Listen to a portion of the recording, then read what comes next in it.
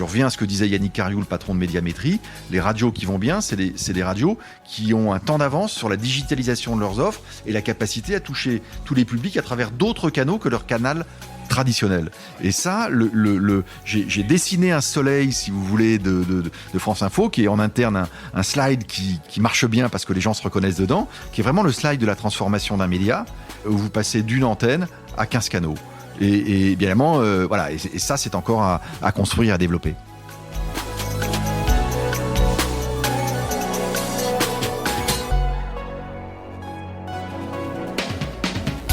Bienvenue dans Mediarama, le podcast qui explore la galaxie des médias. Ici, nous partons à la rencontre de celles et ceux qui façonnent les contenus, les usages et les stratégies de demain. Je suis François Desfossés, cofondateur de Cosa Vostra, agence de conseil tech et créative. Nous accompagnons les médias dans leur transformation digitale.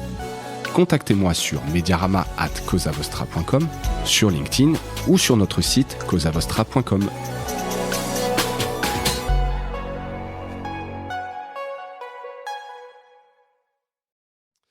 Bonjour à toutes et à tous et bienvenue dans ce nouvel épisode de Mediarama. Premier épisode de la rentrée.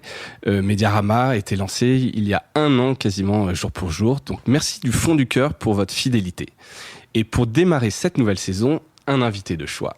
Je suis en compagnie de Vincent Giré, directeur de l'information et des sports de Radio France. Vincent, bonjour. Bonjour François, bonjour à tous. Et merci d'avoir accepté cette invitation. Donc on est dans ton bureau, maison de la radio.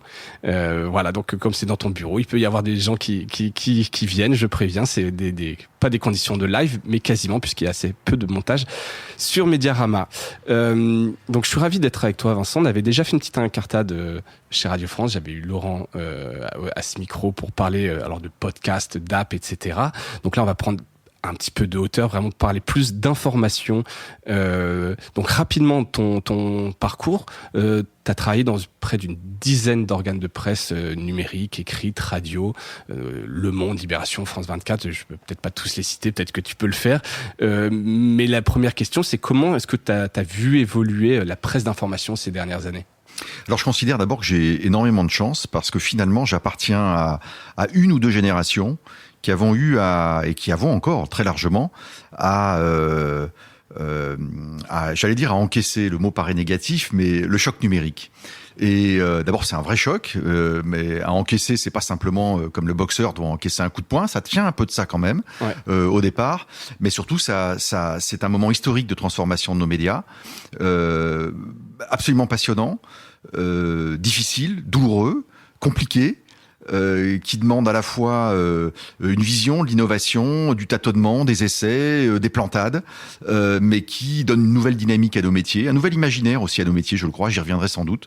Mais voilà, donc d'être dans ce moment spécial des médias, à la fois brutal, violent, on a vu beaucoup de médias disparaître, on a vu aussi beaucoup de nouveaux médias se créer, j'y reviendrai aussi.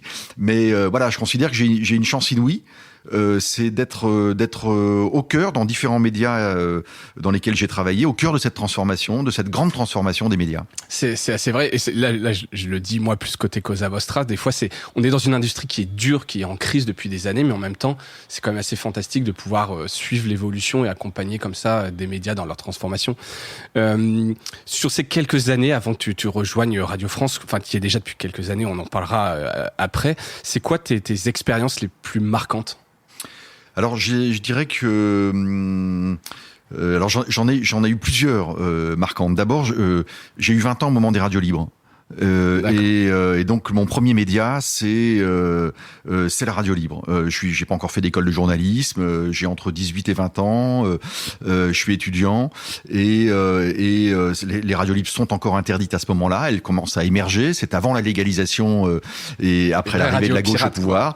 Voilà, j'étais dans une radio qui s'appelait Canaille FM, puis après Fréquence Libre et là je rencontre à la fois beaucoup de monde. Moi j'arrive à Paris, je suis à Paris depuis l'âge de 16 ans. Donc voilà, je découvre aussi tout un univers. Et puis la magie de la radio, la facilité de la radio, l'intimité de la radio, c'est une première expérience.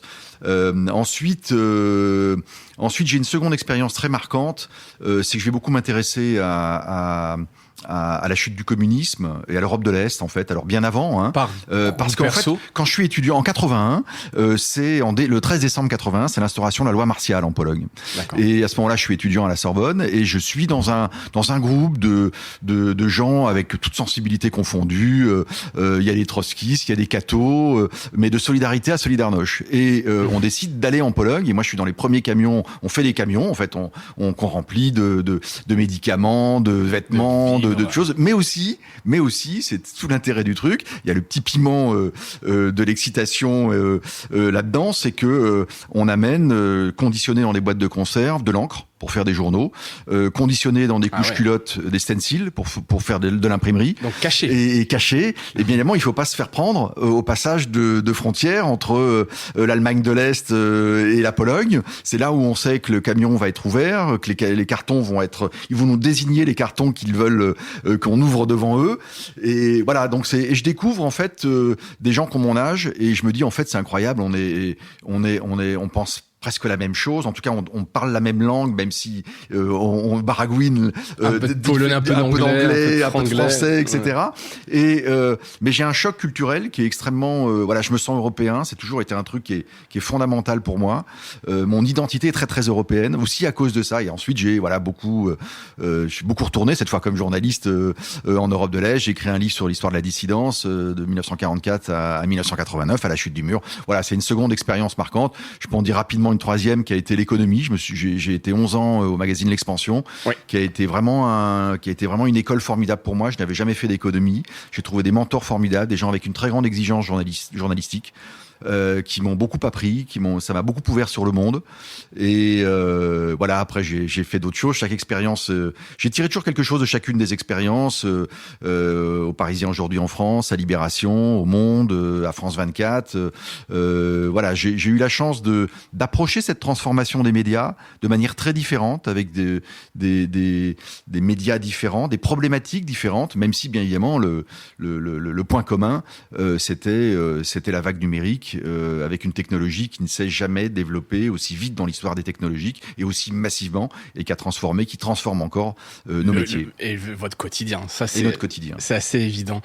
Et aujourd'hui, donc, tu es directeur de l'information et des sports de Radio France, après avoir été directeur de France Info dans le groupe. Alors, c'est la question un petit peu naïve que je pose régulièrement. C'est quoi le rôle d'un directeur de l'information ? Et là, c'est vraiment une question concrète. Presque, si tu peux décrire ta journée, ton process de travail, à quoi ça sert dans une maison comme Radio France et même globalement le rôle d'un directeur de l'information ? Alors, je vais essayer d'être concret, mais je vais d'abord te dire une chose avant qui n'est pas concrète, qui est qui est plus en fait sur la place de la question de l'information aujourd'hui dans nos sociétés. J'espère d'ailleurs que tu me poseras une ou deux questions là-dessus. C'est évidemment des thèmes importants. Elle est centrale et on voit bien que dans une période où nos démocraties sont très très fragiles, sont fragilisées par différents éléments, on y reviendra sans doute aussi. Eh bien, la question de l'information est absolument centrale. Et je pense qu'il y a une très grande crise de l'information aujourd'hui. Parce que l'information, une perte de confiance absolument massive. On peut d'ailleurs, puisque tu évoques cette question de la défiance en fait, extrêmement forte. Dans cette confiance, elle est mesurée par le Reuters Institute chaque année depuis des décennies. Et ce qui est très intéressant, c'est qu'on s'aperçoit que d'abord il y a une singularité française.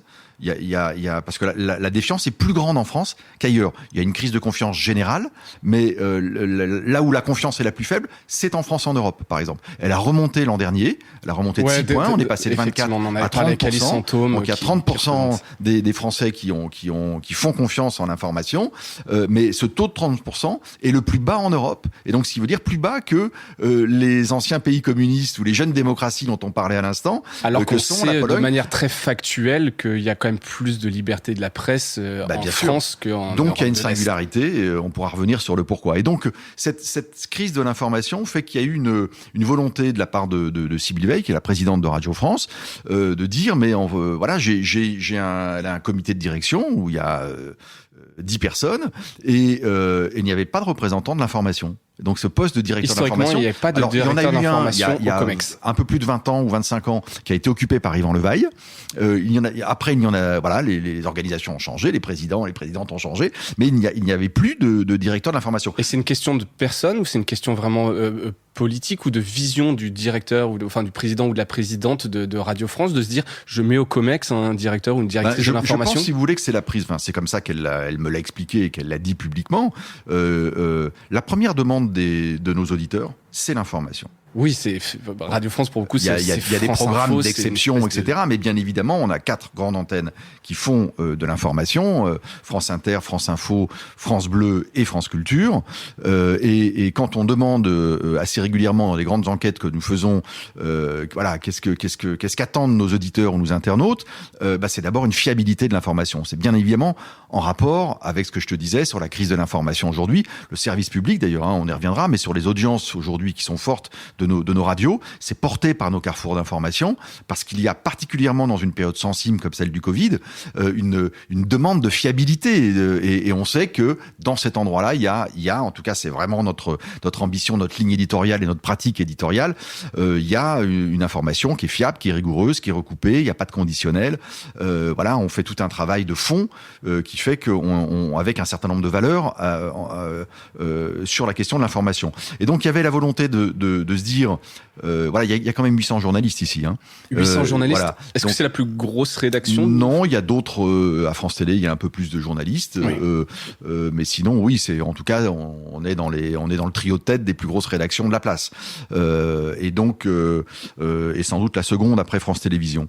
Et donc voilà, il y a un point important. Il y a une question centrale de l'information. Il y a une demande très forte.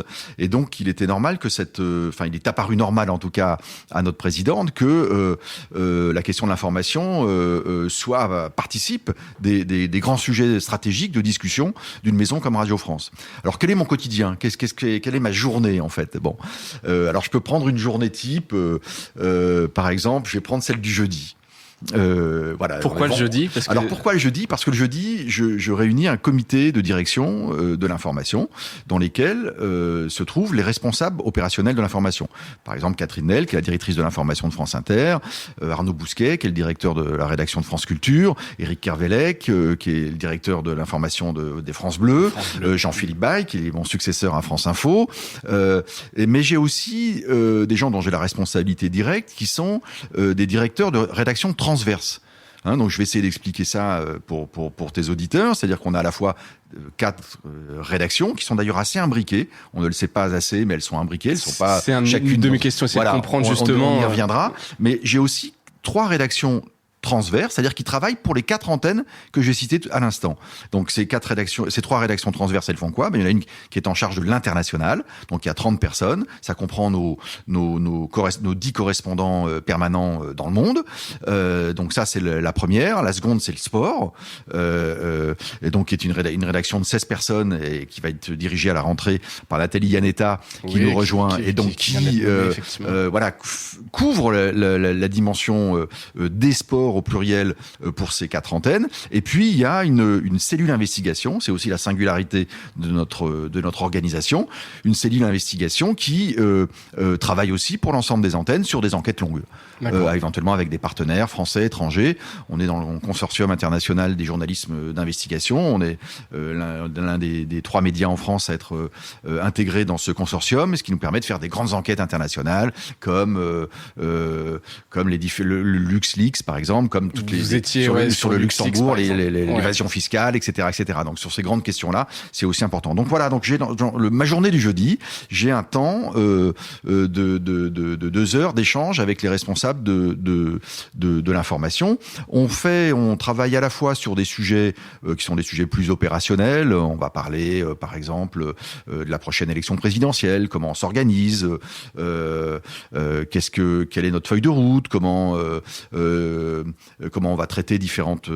Si on regarde la précédente où il y a eu quand même pas mal d'affaires, il y a eu quelques bombes sales entre guillemets, il y a eu aussi des intrusions de l'étranger. Et donc voilà, est-ce qu'on est organisé pour traiter ça?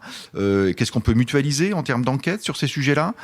S'il nous faut, donc on a mis en place, par exemple, voilà un des sujets concrets sur lesquels on a travaillé, une sorte de force d'enquête rapide, capable, s'il arrive quelque chose, révélé par tel ou tel, un scandale, une affaire, etc., T'appuies sur un bouton et vous savez exactement derrière qui va faire quoi très rapidement. Exactement. Et donc il y a une personne qui est en charge, qui va être un rédacteur en chef, qui va être chargé de coordonner une petite task force ultra rapide pour savoir qu'est-ce qu'on dit sur nos antennes, qu'est-ce qu'on sait, comment on apporte de la valeur ajoutée, des éléments de contextualisation, comment on crée nous-mêmes aussi l'actualité pendant cette campagne.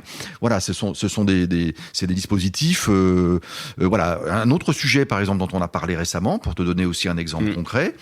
Ça déborde d'ailleurs la question du seul journalisme, mais on a par exemple fait adopter par la maison la semaine dernière un guide des bonnes pratiques sur les réseaux sociaux.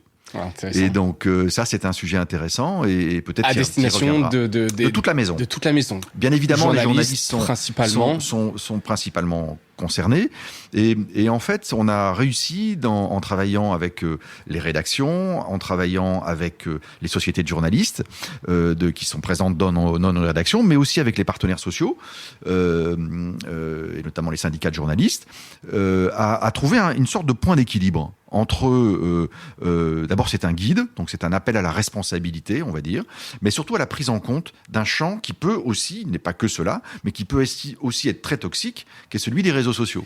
Et donc on a à la fois de plus en plus souvent, certains de nos journalistes, d'abord des journalistes qui sont pris à partie et qui peuvent parfois être harcelés sur les réseaux sociaux.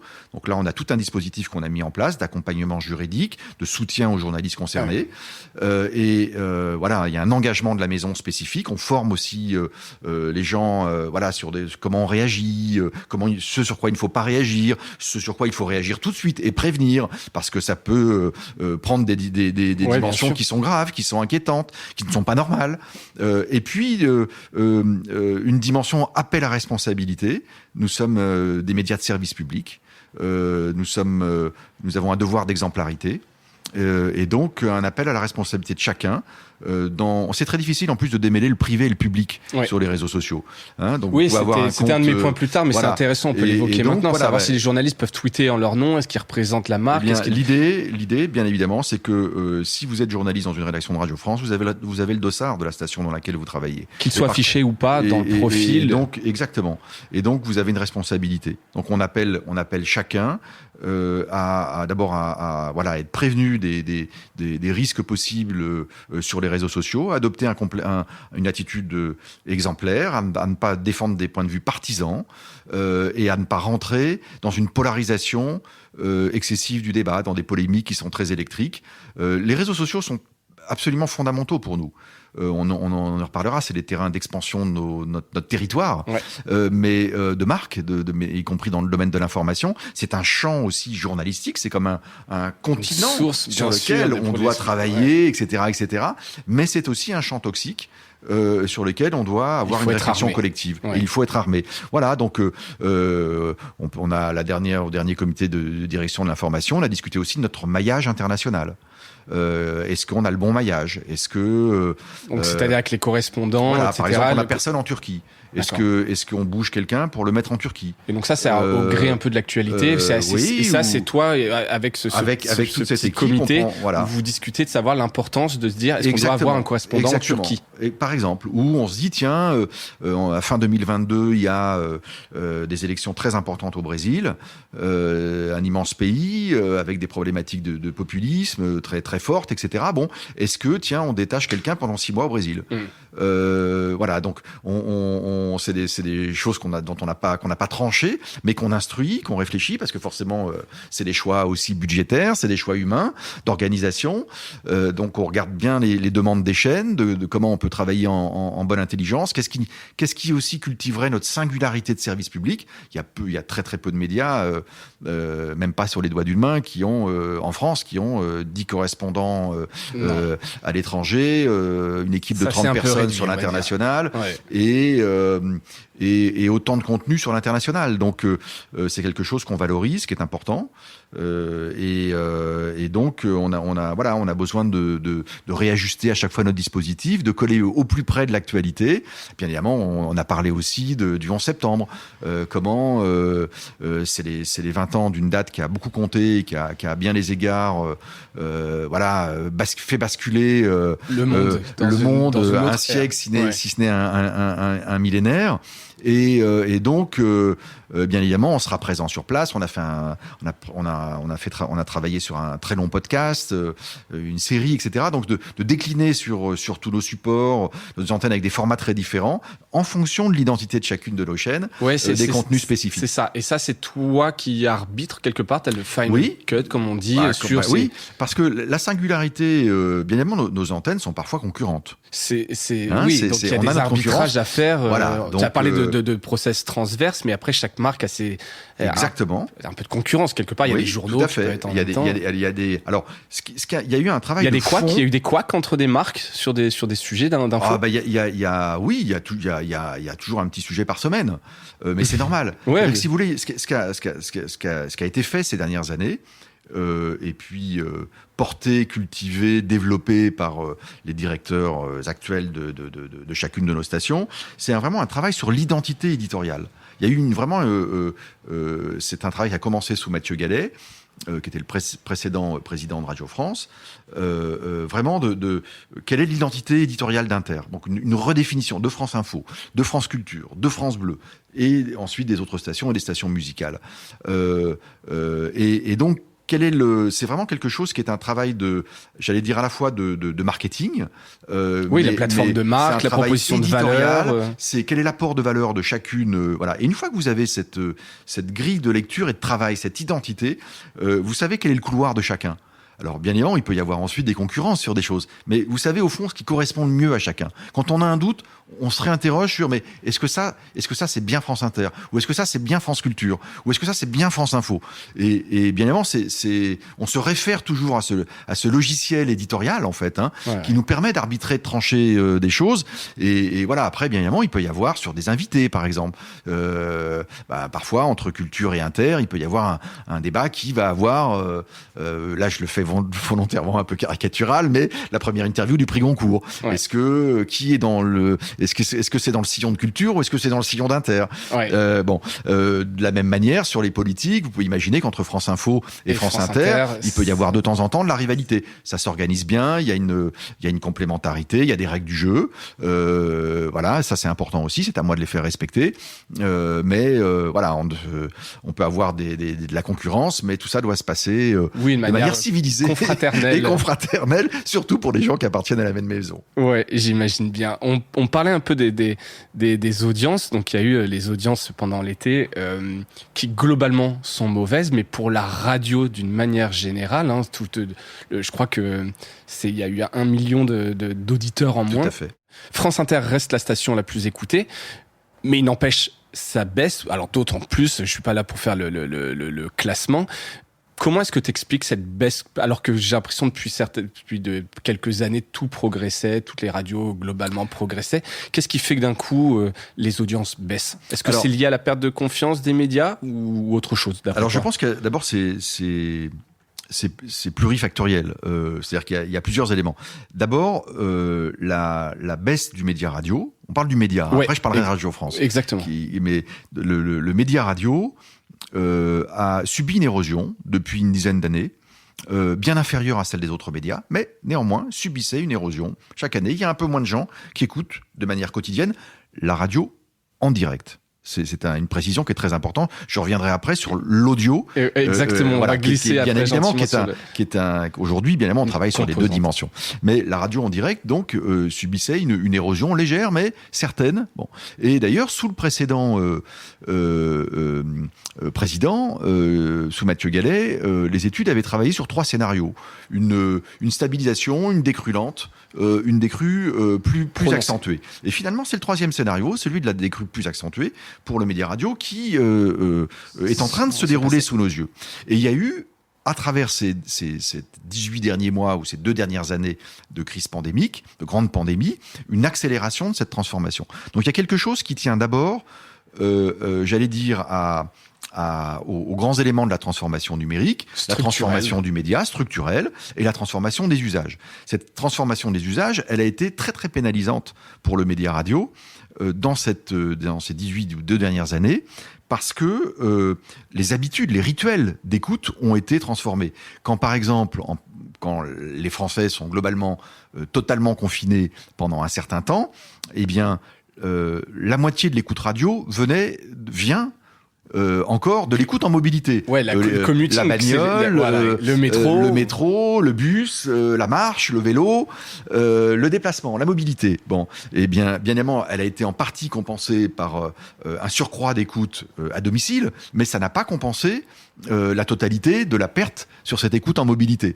Donc, et ensuite, quand vous avez une dizaine de millions de Français qui sont en télétravail, là aussi, ça perturbe le rituel. Ils sont chez eux une partie de la semaine, voire parfois toute la semaine. Et donc, les rituels d'écoute changent complètement. Si en plus vous avez ces rendez-vous, ces habitudes qui exactement. sont des d'ancrage. Et donc, ce qui explique le million que tu évoquais à l'instant, c'est-à-dire qu'il y a 1 million de gens en moins qui écoutent la radio tous les jours. Et donc là, c'est pour la première fois de façon historique, on est en dessous de la barre des 40 millions de personnes, juste en dessous, qui écoutent la radio de manière quotidienne. Ouais. Donc, il y a à la fois un facteur structurel qui est vraiment la transformation des usages, il y a à la fois quelque chose qui est plus conjoncturel, en tout cas lié à la pandémie, crise, mais dont on peut penser qu'il n'est pas du tout sûr que on reviendra au statut hanté et donc à un niveau d'écoute supérieur.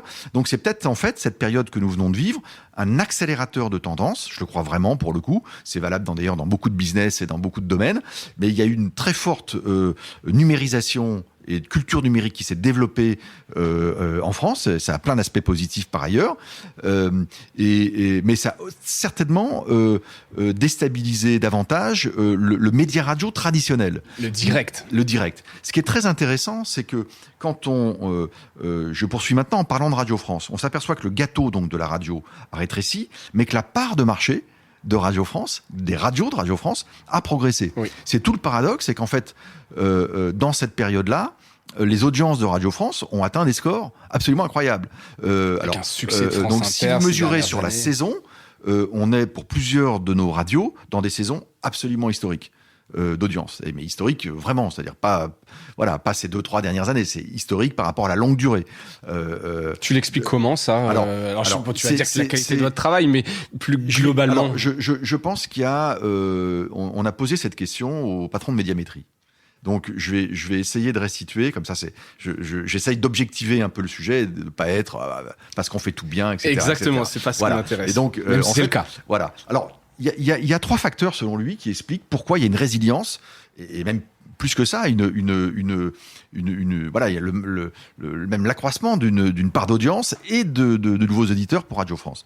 La première, c'est quand même c'est lui qui le dit, c'est la qualité des offres. Bon, et on peut ajouter en plus que dans cette période d'incertitude que nous avons vécue et de grande pandémie, d'une crise aussi incroyable que celle que nous vivons, il y a eu une réassurance auprès de médias de service public, et en tout cas de nos radios, en matière d'information, où on savait qu'on y trouvait peut-être, en tout cas ça, on a été crédité de ça, des choses plus fiables, plus recoupées, plus vérifiées, un débat plus civilisé, etc. Donc il y a une qualité des offres indéniable, d'information et de programmes qui a joué en notre faveur, qui joue en notre faveur.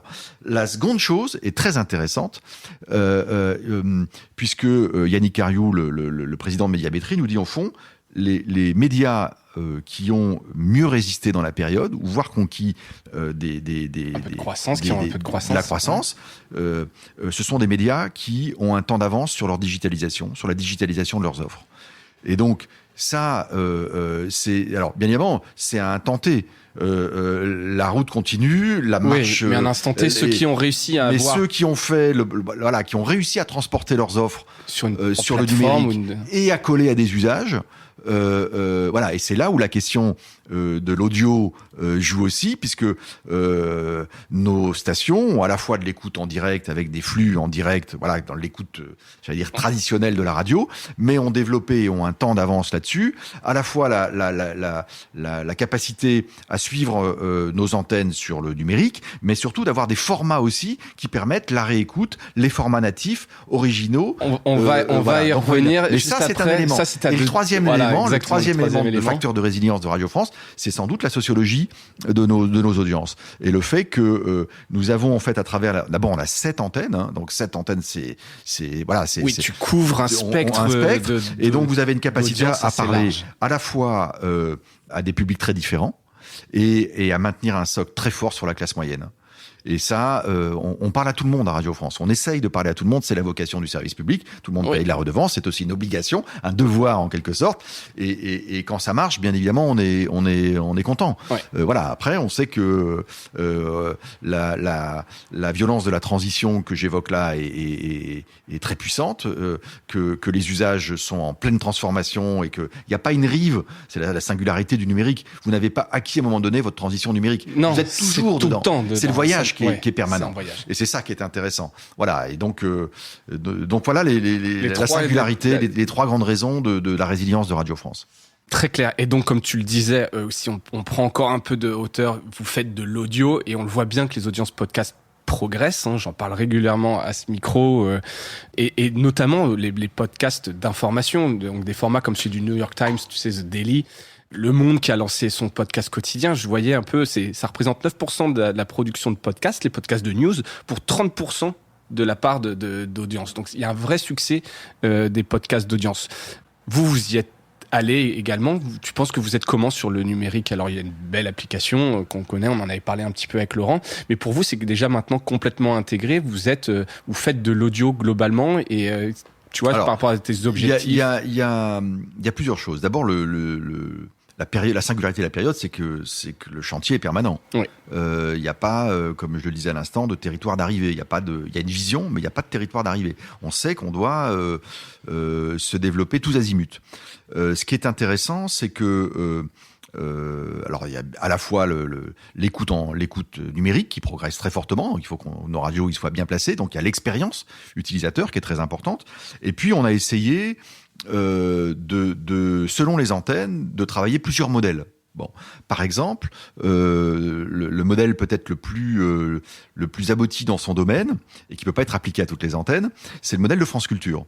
Donc dans France Culture, Sandrine Trainer l'explique très très bien. Il y a vraiment une logique de lien entre le stock et le flux. Le flux, c'est l'antenne en direct. Le stock, c'est ce que vous produisez de podcasts, de réécoute, éventuellement repackagé, etc., etc.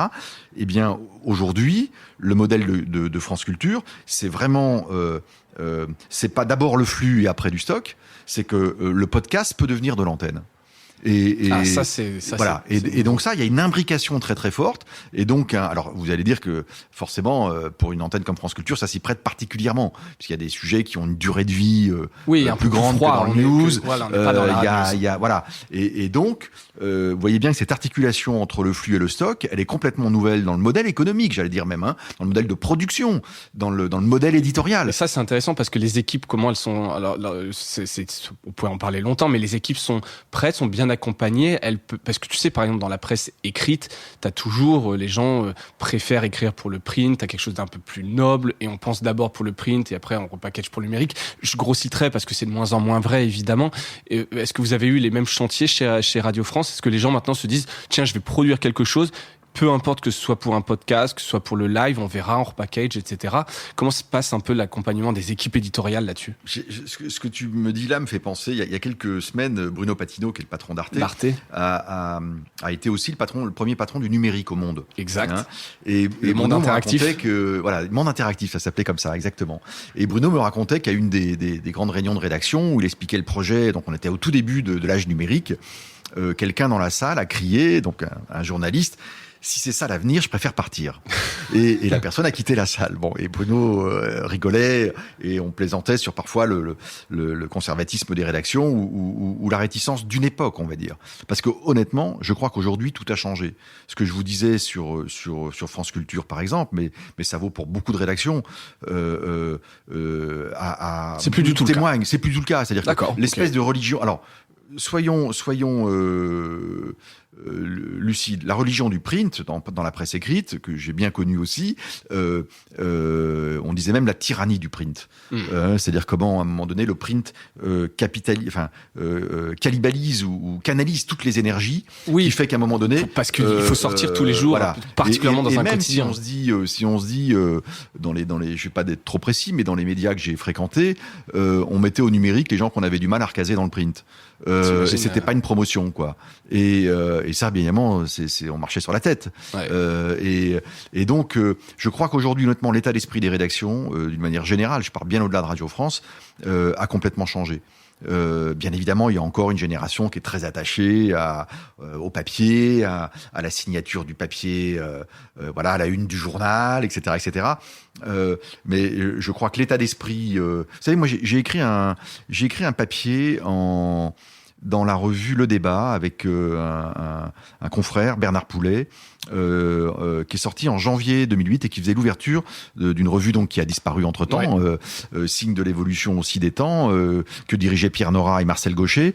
Et le titre était très provocateur en 2008, donc il y a 13 ans, la fin des journaux. On expliquait qu'est-ce qui était cassé. En fait, c'était vraiment une sorte de papier lanceur d'alerte. Moi, je revenais des États-Unis, j'avais d'anticipation en disant, mais surtout, c'était fait aussi pour nos milieux au sens très large, mais en disant, les amis, là, si on ne regarde pas ce qui est en train d'arriver, pourquoi le modèle est cassé, en fait, le modèle publicitaire, le business model, voilà, on a un enjeu colossal de transformation, parce que sinon, on va se planter.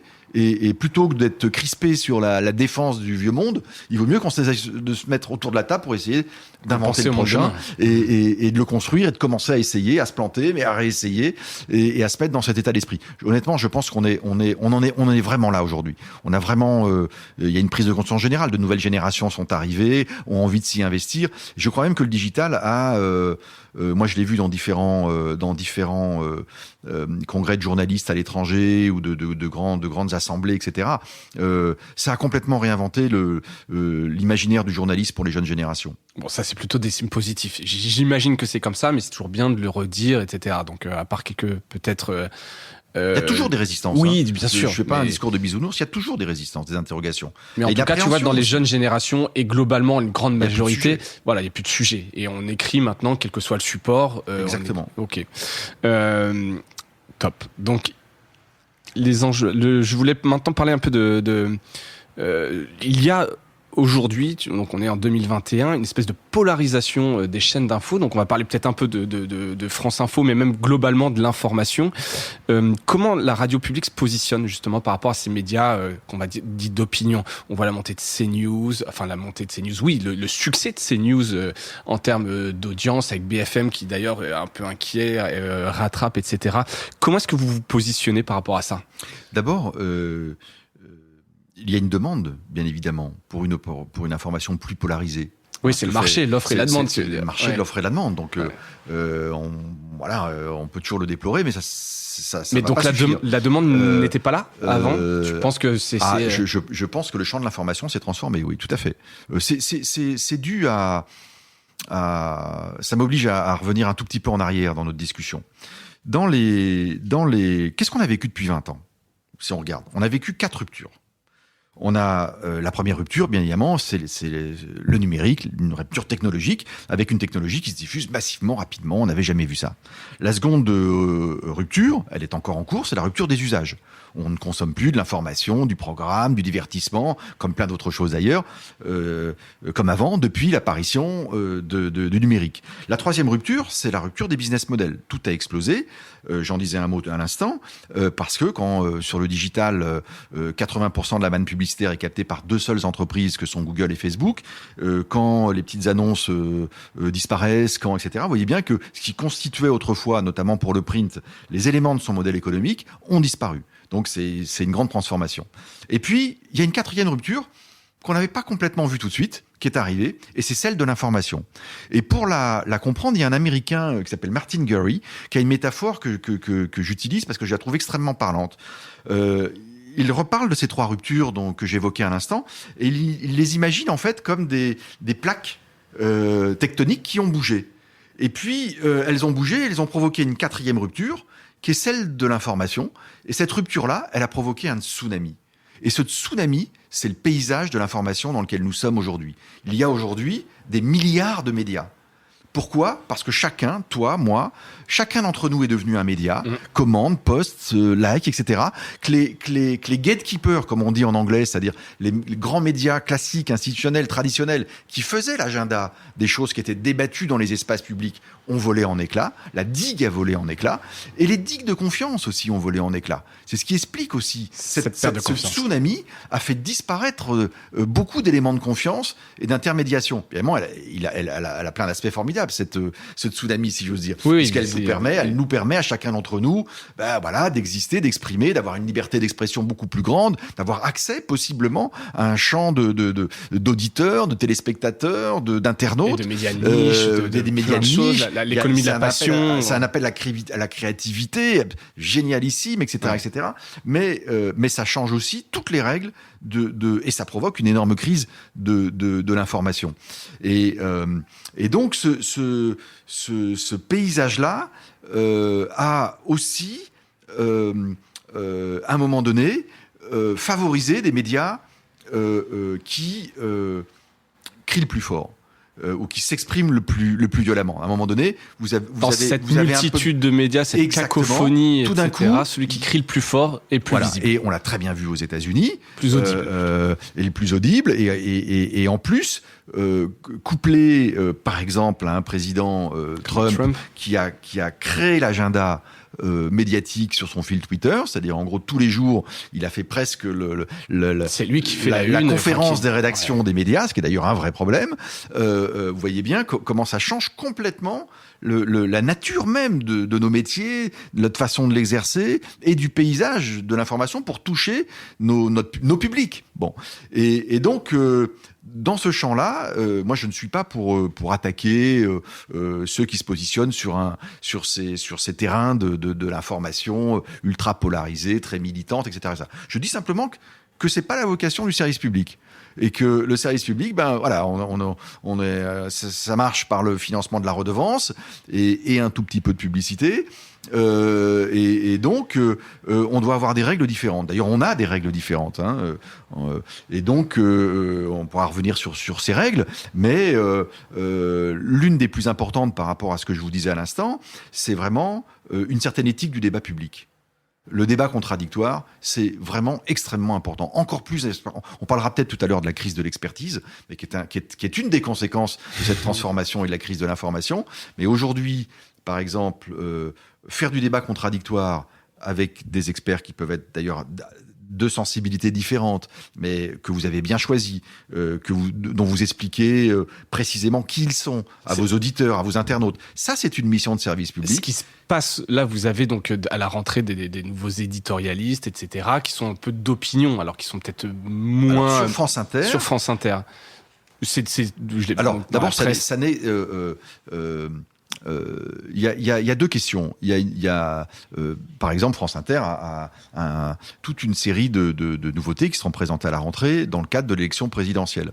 Bon, c'est essentiellement beaucoup tourné vers des émissions délocalisées, une interactivité qui est la marque de fabrique de France Inter, une capacité à animer du débat civilisé, à faire débattre entre eux des intellectuels, des sachants de différentes spécialités, bref, de nourrir l'esprit de nos auditeurs et qui choisiront, qui sont libres de penser par eux-mêmes ce qu'ils veulent et même de les aider à penser de manière contradictoire. C'est intéressant, il n'y a rien de plus plaisant quand vous écoutez deux personnes débattre, de se dire tiens, mais là j'ai l'impression, par exemple, moi ça m'arrive régulièrement entre Thomas Piketty et Dominique Seux.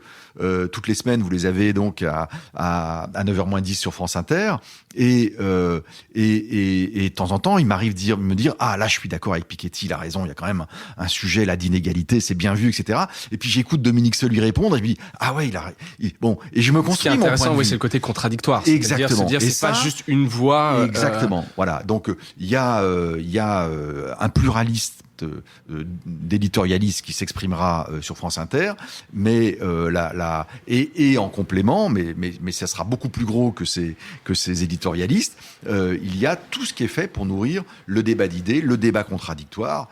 Et le débat contradictoire, c'est vraiment quelque chose qu'on doit en tant que média de service public. Oui. Et donc pour toi, dans la continuité de ça, la chaîne France Info aujourd'hui, elle est en concurrence avec BFM TV, avec CNews, après 4 ans de lancement. Ce qui est très intéressant, c'est que France Info, on va fêter en septembre, au moment où nos auditeurs vont nous écouter, les 5 ans de France Info Média Global. Ça veut dire quoi ? C'est-à-dire qu'à 5 ans, il y avait une radio qui existait depuis plus de 30 ans, qui est la radio France Info, voilà, qui est un peu poussiéreuse peut-être même un peu à l'époque. Elle l'a été au moment où il y a, oui, tout à fait. Elle était, j'allais dire, sur une pente un peu déclinante. Elle a été très très transformée depuis. Et c'est ce qui explique d'ailleurs ses succès. France Info signe la meilleure saison depuis 15 ans dans cette année 2021. Donc c'est un des gros succès de Radio France. Et donc France Télé avait de ce côté un pure player du numérique qui s'appelait France TV Info. La radio de son côté, Radio France, faisait aussi un peu de numérique, mais de manière assez légère, assez amateur, pour se dire les choses sans les dénaturer. Et puis, il y avait une nouvelle présidente à France Télévisions, Delphine Ernotte, qui est dans son 2e mandat, avait un projet de chaîne d'information en continu. Le coup de génie, et je le dis d'autant plus que je n'étais pas là et que je n'y suis pour rien, c'est de dire, mais au fond, tout ça devrait s'appeler France Info. Il n'y a pas plus belle marque d'information que France et Info. C'est le service public. Et si on combine nos puissances respectives, on doit pouvoir faire quelque chose de formidable. On est 5 ans après. Il y a 3 grands canaux, donc la radio se porte très très bien.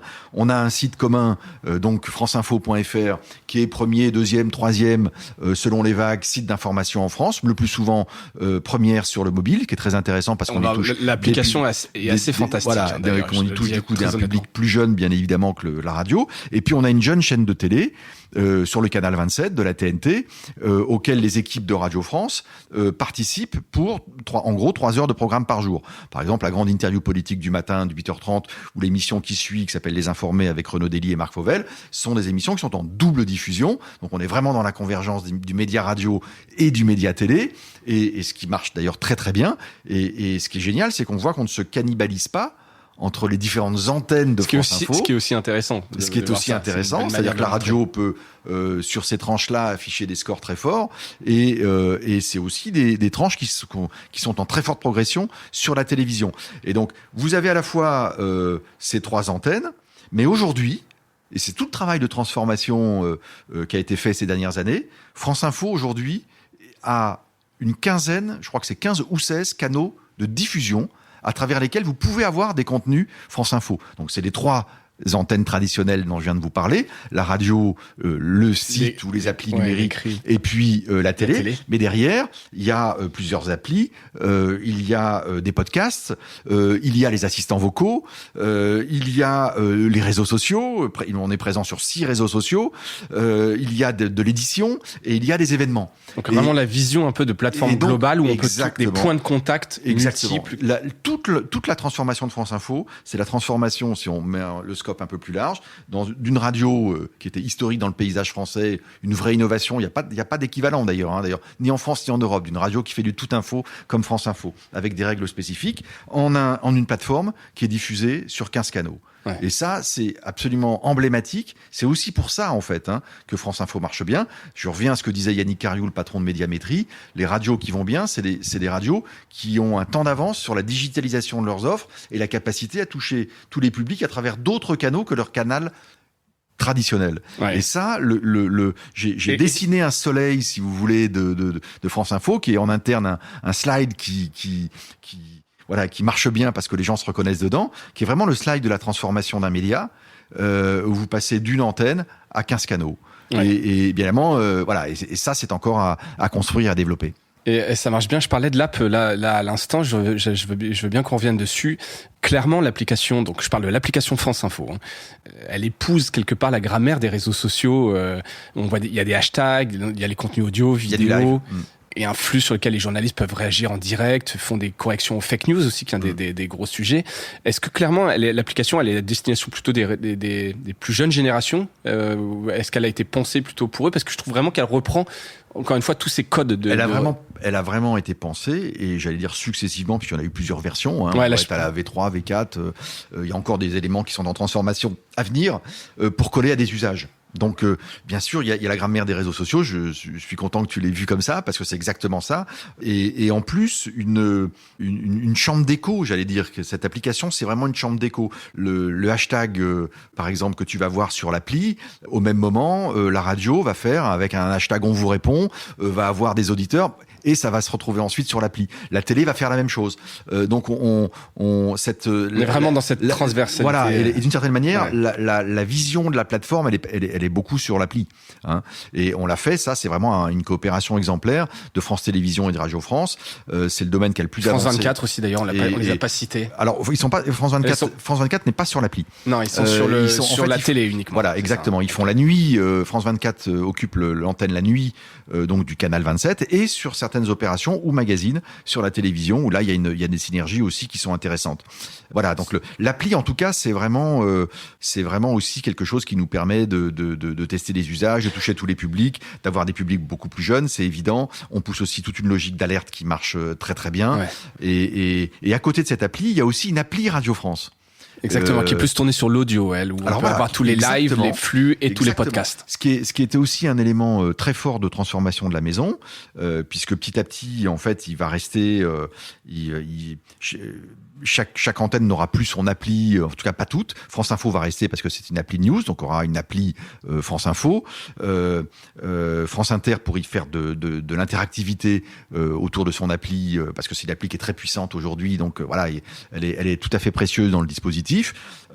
France Bleu, puisque c'est un projet de coopération aussi avec entre France Bleu et France 3 sur la proximité, mais les autres antennes, toutes les antennes vont se retrouver dans l'appli Radio France. Donc on a construit en fait une plateforme propriétaire, de façon à ce que on ne soit pas complètement des intermédiaires et écouter sur des plateformes externes, mais qu'on puisse nous contrôler aussi, avoir des capteurs et des données importantes sur nos auditeurs, et puis construire des parcours d'audience, parce que bien évidemment, si vous aimez La Terre au carré sur France Inter, vous allez peut-être aimer aussi la méthode scientifique sur France Culture.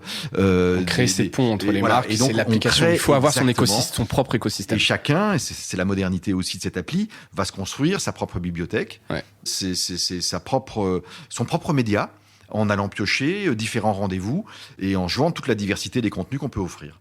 C'est intéressant, donc à suivre, donc les marques qui vont rentrer dessus. Je reviens une seconde, on parlait tout à l'heure un peu des réseaux sociaux, des missions d'information. Peut-être forcément dû voir le phénomène Samuel Etienne sur Twitch qui s'est arrêté entre-temps parce que je crois qu'il part sur d'autres projets. Est-ce que c'est quelque chose que vous regardez aussi ? Qu'est-ce que tu penses de l'émergence ? On parlait, tu vois, justement de tout le monde peut être un média. Qu'est-ce que tu penses de ce phénomène-là ? Qu'est-ce que ça t'inspire ? Est-ce que ça vous inspire, vous, chez Radio France ? Ah, complètement. Twitch est vraiment un média intéressant. Il y a quelques années, on a à France Info, notamment lors des élections européennes, on avait bâti un dispositif avec Twitch. Qui était incarné par un journaliste. Tu sais, c'est toujours la difficulté sur Twitch entre j'arrive avec mon drapeau Radio France, c'est pas évident. C'était le responsable de la chaîne Acropolis. Ah oui, que j'aimerais avoir sur le Diarama. Très bien, et pardon, dont le nom m'échappe à l'instant. Je m'excuse auprès de lui s'il nous écoute. Je le mettrai dans les notes. Voilà, merci. Merci pour lui. Voilà, qui est quelqu'un que j'apprécie beaucoup et qui nous a aidés, et qui on a été en dialogue aussi pour comprendre. À la saison, pour la prochaine saison, celle qui commence maintenant, en septembre, France Inter va annoncer des choses avec Twitch. D'accord. Donc, de la même manière qu'on a apprivoisé, que certaines de nos antennes ont apprivoisé Snapchat pour parler aussi à des publics plus jeunes, je pense à des choses qu'a fait Move ou à des choses que fait France Inter ou va faire France Inter. On apprivoise aussi une nouvelle agora, qui est celle de Twitch, et qui est intéressante parce qu'on peut y faire des choses avec une interactivité tout à fait nouvelle, différente de ce qu'on fait avec l'interactivité classique de la radio, mais complémentaire et passionnant. Donc c'est encore un champ d'expérimentation. Chaque réseau social avec son identité. D'abord, vous ne pouvez pas dupliquer. Instagram, c'est Insta, c'est un langage particulier. Twitter, c'en est un autre. Twitch, c'est encore autre chose. Et donc, ou Clubhouse, bien évidemment qu'on regarde aussi. On a expérimenté des choses aussi. C'est un petit peu disparu Clubhouse d'ailleurs. Oui, il y a eu une mode, c'était très feu de paille. Et après, vous avez remarqué les copycats. Et voilà, tout le monde a voulu Spotify copier. avec Green Rooms, Facebook, voilà. Et donc la capacité de réunir à un moment donné en audio seulement. Mais c'est hyper intéressant, ceci dit. Enfin, mais c'est passionnant. Se dire que tu peux être en live comme ça avec une communauté qui t'écoute sur un canal. Une room, tu choisis une room, et tu peux avoir une room de plusieurs milliers de personnes, tu peux avoir une room de 10, 15 personnes ou plus initiées, des rooms de niche, si j'ose dire. Ouais, bien sûr. Et ça, c'est assez fascinant. Ça touche quelque chose de l'époque, je pense. On a beaucoup travaillé sur les attentes de la génération Z. En faisant avec Cécilia Ragnaud, qui est la patronne des marques du développement et des études. Et ce qui m'a dans un des groupes qu'on a vu. Parce que ce sont eux les plus sévères en plus, bien sûr, vis-à-vis de l'information et des médias. Tu vois, ce qui était des médias traditionnels. Tout à fait. Ce qui était très intéressant, c'est que on a vu 7 groupes. On a fait une après-midi, il y avait 7 groupes différents. Et ils se sont succédés, c'est-à-dire qu'aucun des groupes n'entendait ce que disait celui qui passait avec nous. Bon. Et l'un des premiers trucs que que ces jeunes nous disaient, c'était on cherche un endroit civilisé pour se parler. Les réseaux sociaux, il y a tout un tas de réseaux sociaux qui nous rendent pas nécessairement à l'aise, avec lesquels on a pris des distances. C'est trop toxique, c'est trop violent, c'est trop pollué. On peut pas vraiment y dire ce qu'on pense. On a peur de se prendre un truc, d'être harcelé, etc., etc. C'est terrible. Essayer de créer. C'était passionnant comme tâche. Et si on créait un réseau social civilisé, parce qu'on a besoin de parler, on a besoin de s'exprimer, on a besoin de dire ce qu'on pense, on a besoin de s'engager, mais on veut pas le faire n'importe comment. Et en tout cas, on a plus d'espace civilisé. Extrêmement intéressant. Et Clubhouse a été une des tentatives, je pense. C'est pour ça que ça a marché comme ça. Même si c'était peut-être pas exactement cette génération-là qui s'en est saisie la première. Mais voilà. Mais on sent bien que la roue de l'innovation n'est pas terminée là. Il va y avoir d'autres choses qui vont se créer. On est au. En fait, on allait très haut. Voilà, exactement. C'est devenu tellement violent les réseaux sociaux. On voit l'affaire Mila, etc. La violence qu'il peut y avoir derrière. Que oui, il doit y avoir quelque chose demain peut-être de plus civilisé. Ça, c'est intéressant. Puis tu sens en fait qu'ils ont envie de reprendre confiance, mais qu'ils l'ont pas, qu'ils n'ont pas encore trouvé ce lieu. Tout à fait. Et donc vous, c'est quand même une volonté de rajeunir les publics, d'aller toucher ces gens-là. Est-ce que donc là, tu en as parlé. Vous avez des initiatives sur d'autres marques. Tu as parlé un peu de France Info, qui est l'application qui touche le mieux quelque part avec ses codes des réseaux sociaux. Est-ce que sur les autres chaînes, il y a des initiatives qui ont été mises en place ? Ah, mais totalement. La question du rajeunissement de nos audiences, notre capacité à parler au plus grand nombre et au public jeune est fondamentale. Qui plus est dans un contexte où le média radio traditionnel se contracte et où les jeunes n'écoutent pas la radio en direct. Les jeunes, pas totalement, mais très largement, désertent la radio en direct. Donc tout ce qu'on a construit sur l'audio, de l'offre en replay, de podcasts natifs, là pour le coup est d'autant plus intéressante que le public qui s'y intéresse le plus, c'est les 25-35. Donc ça, c'est extrême parce que c'est aussi des nouveaux usages de podcasts. Ils écoutent quand ils veulent, ce qu'ils veulent. Et des choses de qualité originale qu'on peut produire. Donc le développement de l'audio, autant la radio souffre, autant l'audio est un nouveau continent et d'une très grande modernité dans les usages. Donc c'est ça qui est assez formidable. D'ailleurs, si tu fais un podcast, je pense que c'est bien aussi pour te caler sur une nouvelle écoute, un nouvel usage qui est différent des émetteurs traditionnels. C'est clair. Bon, et on sait qu'à travers ce que tu fais, toi par exemple, mais qu'on pourrait illustrer avec bien d'autres exemples, c'est une façon d'aller toucher un public qui a quitté les médias traditionnels et qui en même temps a besoin d'informations, de découvertes, de plaisir, d'idées, d'expériences, et qui se nourrit comme ça. Donc toutes les chaînes l'ont fait. France Inter est un énorme producteur de podcasts et de reformation aussi d'écoute en différé. Et c'est aussi pour ça que l'appli Radio France est très intéressante parce qu'elle permet précisément, notamment aux jeunes générations, d'aller se composer eux-mêmes en fait leur média audio idéal. Ouais. Voilà. Et ça c'est donc il faut avoir des productions pour ça, il faut avoir des talents pour ça aussi. Ça, je pense que c'est très important. C'est aussi une tâche auquel vous arrivez à recruter facilement chez Radio France. Petit aparté RH, c'est l'attractivité de la marque pour produire du contenu. Alors oui, l'attractivité est extrêmement forte. Alors pour différentes raisons. L'une des raisons, c'est que beaucoup de médias traditionnels souffrent. Et dans cette saison, je vais pas les citer, mais certaines radios, sont en crise profonde. Oui. Et donc on a eu, je vais pas vous dire qu'on a vu défiler. Mais aussi on a quand même vu défiler beaucoup de monde et frapper à notre porte parce que je crois qu'il y a une perception, une reconnaissance de l'identité forte de nos antennes, de l'attractivité, de la capacité d'innovation. Oui, et puis le fait que vous avez un modèle économique c'est une radio publique, donc quelque part vous n'allez pas fermer la porte, il va pas y avoir de plan. Et voilà, à nous de bien répondre à nos missions de service public pour pouvoir avoir un vrai consensus On le voit combien c'est important aussi dans d'autres pays, même dans des pays qui ont des traditions. Je pense par exemple au Royaume-Uni avec la BBC. La BBC a été très contestée, a dû aussi rejustifier de son utilité sociale. Et donc nous avons à cœur C'est jamais gagné. En fait. C'est jamais gagné. Et qui plus est dans cette période-là, il faut refaire la preuve de son utilité sociale. Et ça aussi, c'est ce qu'on assigne à nos équipes.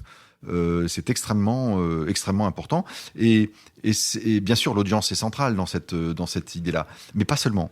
Je crois que notre raison d'être en tout cas, l'audience n'épuise pas notre raison d'être. Elle est fondamentale, mais il y a aussi être utile à nos auditeurs. C'était un des points qu'on avait justement avec la semaine dernière avec Arte Radio, où quelque part le service public, c'est pas que de l'audience. Tu ne produis pas que pour de l'audience, parce que sinon en fait tu retombes sur un média un peu traditionnel. C'est que vous avez aussi cette liberté de pouvoir être utile, même si ça marche pas en termes d'audience.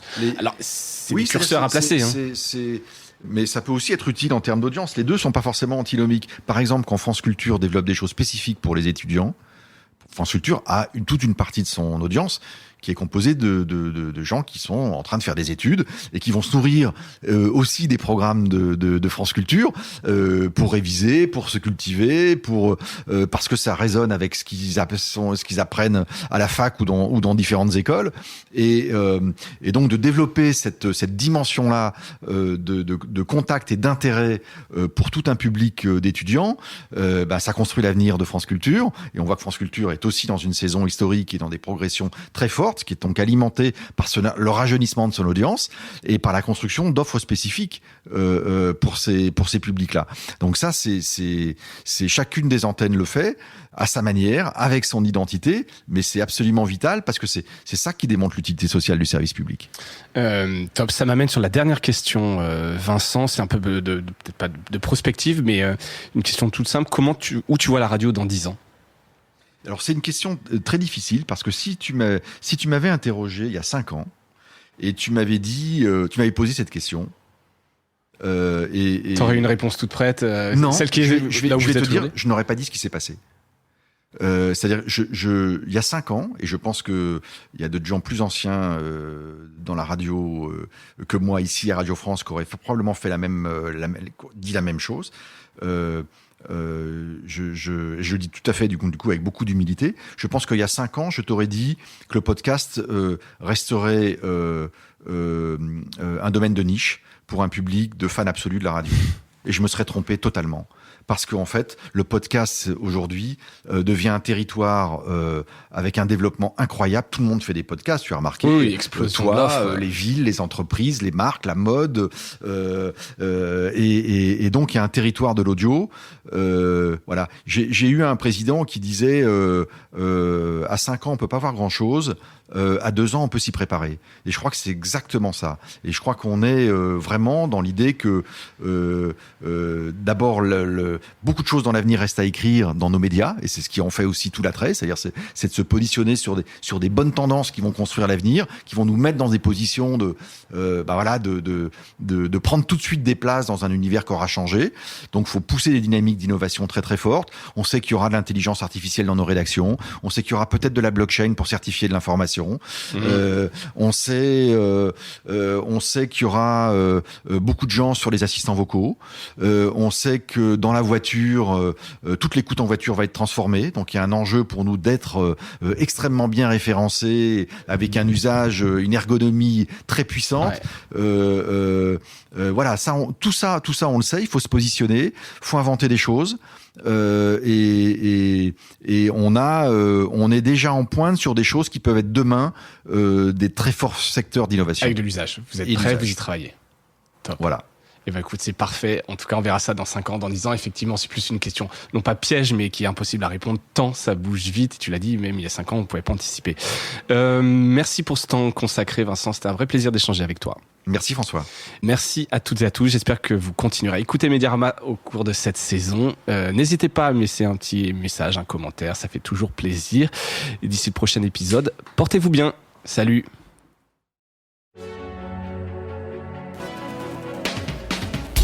Merci d'avoir écouté cet épisode de Mediarama. J'espère qu'il vous a plu. Si c'est le cas, abonnez-vous pour ne rater aucun épisode. Parlez-en autour de vous et laissez-moi un commentaire sympathique sur Apple Podcast. Ça m'aide à remonter dans les classements. N'hésitez pas non plus à le partager autour de vous. Chaque nouvel auditeur intéressé est une victoire.